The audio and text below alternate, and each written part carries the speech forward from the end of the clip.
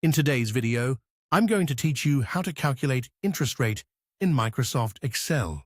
We'll walk through simple and compound interest, how to find an interest rate when you know the payment, and how to estimate loan payments. Open Microsoft Excel so you can follow along and make sure your rate cells are formatted as percentages to avoid decimal mistakes. Let's start with simple interest. The formula is interest equals principal times rate times time. In Excel, place your principal in A2, rate in B2, and years in C2. For a quick example, enter 1,000 in A2, 5% in B2, and 2 in C2. In another cell, type E-star A2, B2, C2, and press Enter. Excel multiplies 1,000 by 0.5 by 2 and returns 1,000, which is the interest earned over 2 years at 5% using simple interest. If you type 5 instead of 5%, Excel will treat it as 500%, so enter percentages correctly or use 0.05 for 5%. Now, compound interest. The standard formula for the final amount is P1 plus R N. Using the same values, you can type E1 1% 2. Excel returns 115. That's the final amount after compounding.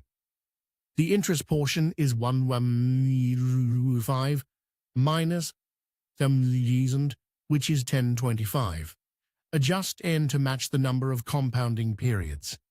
Next, if you know the payment, loan amount, and number of periods, you can calculate the interest rate with the rate function.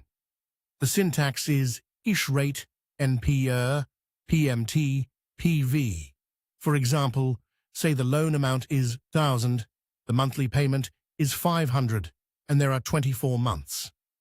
Enter X rate 24, 500 down, 1,000. The negative payment represents cash outflow, which helps Excel solve correctly.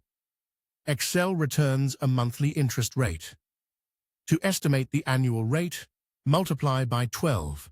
For instance, if the monthly result is 0.01, multiplying by 12 gives 0.12 or 12% per year. Keep in mind, effective annual rate with compounding will be slightly higher than a simple multiply by 12 estimate. For loan payments, use PMT to calculate what you'll pay each month. The structure is cards PMT, rate/12, years 12 loan. As an example, Ski PMT 5%, 512, 100 returns the monthly payment for a 5-year loan at 5%. PMT typically returns a negative value to indicate outflow. Wrap it in a minus sign or ABS if you prefer a positive number. You may also see a reference helper like issue offset, A1 or N1, which returns the value 2 rows down and 1 column to the right of A1.